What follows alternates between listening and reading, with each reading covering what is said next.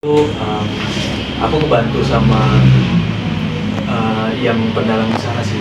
Aku belajar 3 hari untuk bahasanya dan juga cara memegang wayang kulitnya itu karena agak PR banget, apalagi yang buat aku itu masih asing banget gitu. Dan tanganku itu agak kaku, kemudian di kaki itu ada yang kayak buat ketok-ketok gitu loh untuk musiknya, ketukannya gitu. Dan juga ada yang gamelan-gamelannya, itu kan harus seirama. Aku belajar hampir kurang lebih 3 hari dalam waktu yang singkat itu. Ya untungnya aku kebantu sama itu sih, jadi bisa lebih cepat lah karena memang kepepet dengan waktu juga. Waktu yang disediakan mereka tidak terlalu banyak ya. Mungkin nanti kalian bisa nonton. Jalan yang lain. Aku mau nanya deh, bulan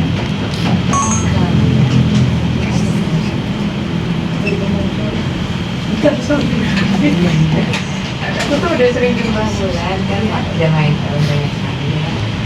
Kamu kan juga dari Bali. Pertanyaanku adalah bisa diceritakan terkait pas waktu dapat tawaran langsung mau main di sini atau ada pertimbangan khusus atau gimana? Mungkin sedikit.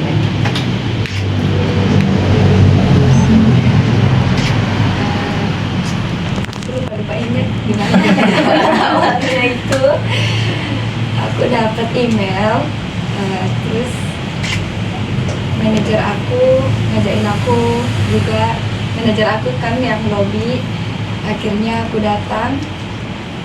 Karena orang Bali mau terima akhirnya filmnya lucu. Oh, berarti baca skenario. Maaf ya. Terus aku baca skenarionya, tapi aku sempat mikir dulu karena aku sebagai Putu kan di situ. Terus Putu itu orangnya gimana? Itu sangat bertolak belakang dengan karakter aku sendiri. Jadi tapi karena orang Bali, terus plusnya di situ logatnya aku bisa, terus syutingnya juga di Bali kan, dekat rumah. Terus syutingnya juga di Desa Taro, itu sekitar nggak nyampe 15 menit udah nyampe rumah. Jadi di situ aku mikir-mikir ambil aja lah gitu. Mumpung di Bali bisa bolak-balik ke rumah. Logat Balinya keluar langsung. Maaf ya, masih kaku ngomong. Nggak apa-apa, belum panas.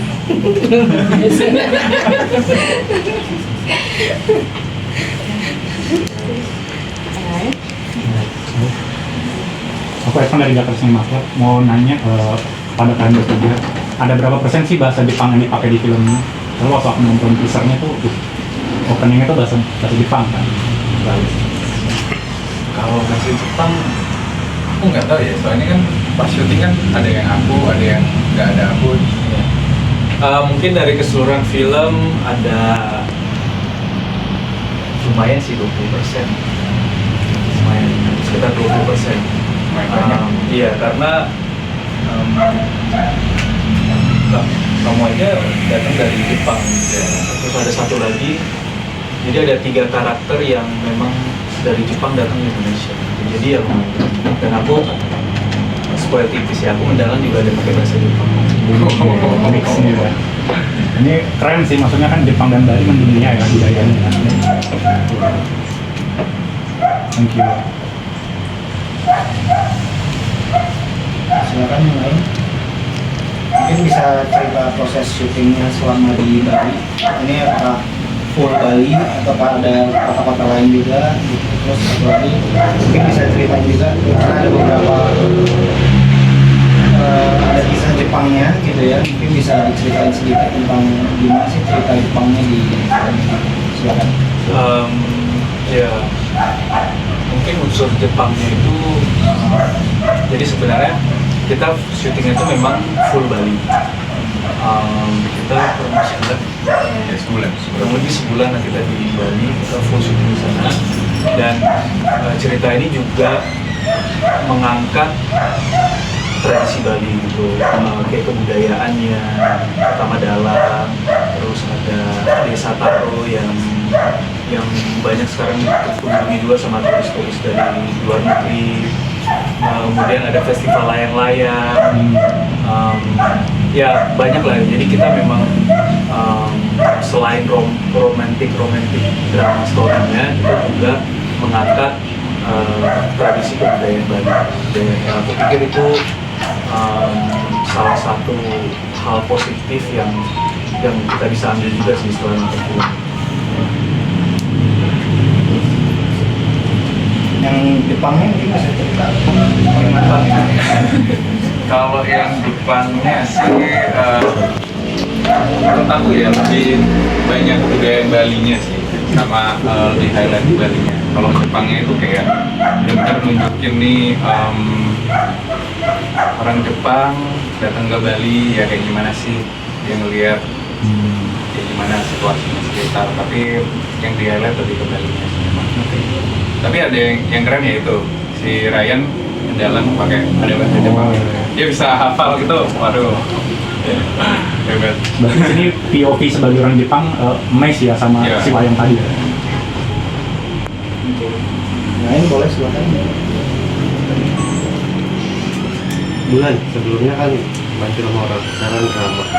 Lebih menikmati main di film horor atau drama? Pengalaman kamu? Ada plusnya, ada minusnya. Kalau di horor itu keseringan aku dapat karakter yang tersiksa. Aku suka yang banyak sedih, banyak sakit, banyak, pokoknya aku suka yang tersiksa. Suka disiksa.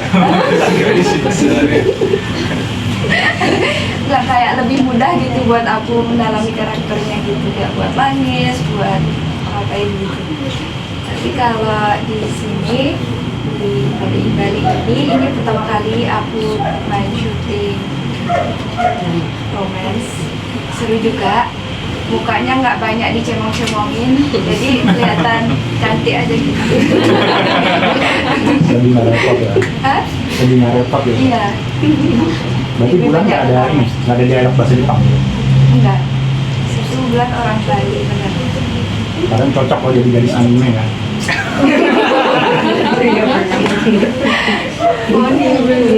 Tapi Bulan di sini karakternya si Putu itu logatnya sama dengan kehidupan sehari-hari ya, aksen bahasanya sama. Iya. Kayaknya nggak PR lagi kalau masalah logat.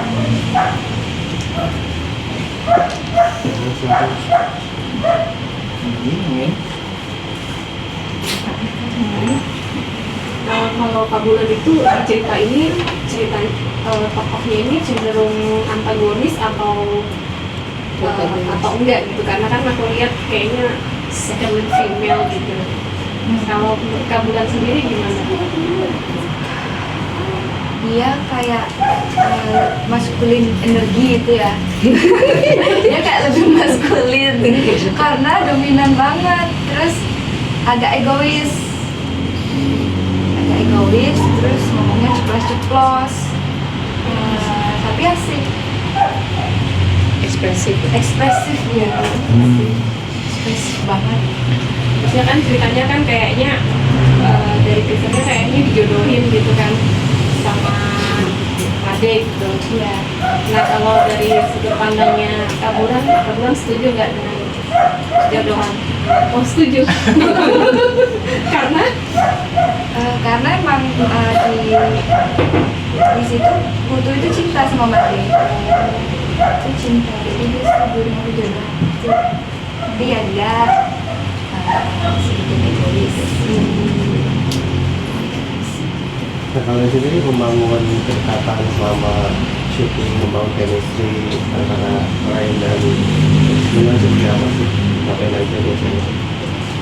Kita sering ngobrol, terus dia juga jago nyanyi kan, main gitar. Kebetulan gue nggak bisa main gitar bisa, cuma nggak bisa nyanyi. Nanti kemana-mana. Jadi ya kita kadang sing along gitu sebelum take itu membantu naikin chemistry kita sih kadang-kadang kita. Karena memang di judul itu aku sama Bulan baru ketemu. Dan Bulan juga orangnya nggak tertutup sih. Jadi meskipun waktu itu dia baru ya, kamu baru syuting di Bali ya. Baru syuting, tapi dia mau terbuka lah untuk diskusi mengenai peran kita masing-masing. Jadi itu sangat membantu. Sama kita suka belajar bahasa Bali, tapi belajarnya bahasa jorok. Yang cepatnya. Ya bercanda-bercanda lah. Bercanda. Bahasa slang ya. Slang words gitulah kalau lebih halusnya. Slang words. Ya. Oke, slang words. Karena memang di karakter ini juga aku punya 2 sahabat orang Bali asli. Kita juga nggak, meskipun kita dialek Bali, tapi bahasa kita nggak yang baku gitu loh. Ya kayak kehidupan sehari-hari orang Bali aja gimana. Iya. Bali ini di mana aja sih? Desa Taro. Mungkin bisa jelasin dikit desa Taro. Mungkin ada rekan-rekan media. Desa Taro itu sekitar 15 menit dari Ubud Centernya. Jadi di situ emang sepi, terus belum terkontaminasi banget, jadi masih kayak Bali banget gitu. Kayak penglipuran pernah ke situ, jadi mirip penglipuran, rumah-rumahnya masih tradisional. Ciri khasnya apa di sana? Apa? Ciri khasnya. Ciri khasnya itu Kira rumahnya masih rumah adat. Jejer ya rumah adat Bali. Terus di desa banget. kalau kita lihat dari atas tuh makin lama makin turun. Iya, ada. Jadi kalau kita lihat pemandangan itu bagus banget karena kita lihat dari ujung, biasanya kalau rumah serata selevel gitu, selevel air itu kan nggak semuanya kan. Jadi ini bisa lihat semuanya kan dia makin turun gitu. Dan juga kita ada festival layang-layang. Ya. Aku juga nggak ikut. Ya pokoknya kita ada di salah satu tempat yang emang dia mereka ngadainnya setahun sekali gitu, festival layang-layang, dan kita syuting di situ. Layang-layangnya tuh bener-bener gede-gede panjang banget. Itu seru sih. Berarti kalian ikut festival lain? Iya, ikut festival layang. Jadi kamu aja, tapi yang lain enggak? Nah, aku sama Bonzi sama ada pemeran-pemeran Bali. Kita juga sempat syuting di Karangasem Beach. Oh iya. Ya, Karangasem Beach sama beberapa pantai Bali yang kita bawa syuting. Itu pas waktu panas banget ya? Iya, itu. Wah, hebat sih. Karangasem. Ini mau memanjakan mata lah. Itu pantainya rawan semua atau udah terkontaminasi? Kerawan, masih putih, ya kan? Jarang orang juga ya? Ya nggak ada orang sih di mana sebelah situ. Jadi menyebut festival layang-layang, apakah coba pernah main layang-layang yang Bali punya kan gede-gede itu? Pernah coba main nggak itu? Jujur sih belum pernah ya, karena yang aku ingat aja mereka ngangkatnya itu nggak bisa sendiri gitu. Jadi yang narik ulur aja itu harus beberapa orang gitu pegangnya, terus yang mengganging layangannya itu mungkin ada sekitar 10 orang gitu, dan bahkan lebih gitu yang buat naikin gitu. Jadi memang itu nggak bisa dimainin sendiri, jadi memang mereka tuh kayak punya tim gitu, terus mereka kayak ada kompetisinya gitu sih. Jadi selain wayang dan layang-layang, ada budaya Bali apa aja yang ada di film ini? Atau upacaranya gitu? Nah, kita juga kebetulan di sana itu pas lagi ada upacara apa itu ya? Miring. Hah? Miring. Miring. Itu bisa kamu mungkin Aku waktu itu nggak ikut lagi, beneran miring ya? Miring apa? Barongan, Barong. maksudnya Oh, barongan. barongan gitu. Waktu itu sepertinya ya ada upacara di salah satu pura di Desa Taro. Jadi kita beriring-iringan jalan satu desa. Karayan ada di situ. Iya, aku megang kayak payung gede gitu loh. Oh iya. Terus ada barongan juga. Mungkin itu artinya mungkin bulan sih bisa dijelasin karena aku di sini kurang. Dan gila, tahu juga. Oh ya ada upacara adat ya? Iya, upacara ada. Jadi aku benar-benar sembahyang di pura gitu. Aku benar-benar sembahyang yang kasih beras gitu. Oh, oke. Jadi aku ngikutin upacaranya dari sampai selesai, sampai sembahyang gitu.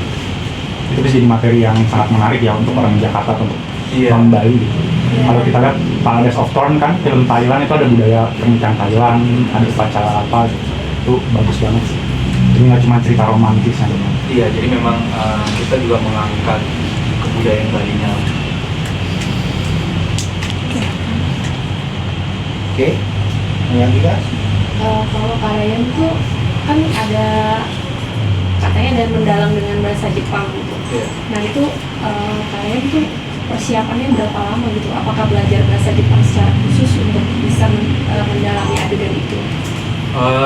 Belajar bahasa Jepang khusus tuh enggak. Tapi aku nggak gitu familiar. Aku lumayan familiar dengan bahasa Jepang karena aku emang suka nonton anime. Jadi iya kebetulan teman pemain kita juga ada yang dari Jepang sih, Om bisa. Jadi untuk translate dari bahasa Indonesia ke Jepangnya itu dibantu sama dia. Ya aku tinggal hafalin kata-kata itu. Tapi aku juga udah nggak familiar dengan kayak cangkoknya bahasa Jepang gitu karena aku sering nonton anime. Jadi ya itu sangat kebantu lah buat aku. Itu memang aku dari awal banget aku udah minta sih kayak pas kita reading aja itu aku udah minta tolong gitu ditranslatein ke bahasa Jepang supaya pada saat syuting itu nggak repot lagi karena kan dalam bahasa Jepang itu lumayan panjang ya. Prosesnya lumayan lama juga itu untuk aku Belajar bahasa Jepang dulu ya? Aku enggak sih, cuman kan kebetulan ya, kan aku waktu di Bali itu tidurnya sekamar sama Suzuki-san.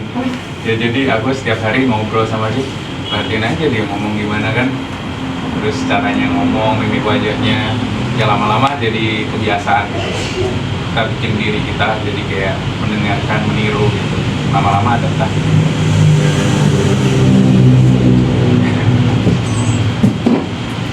Oke.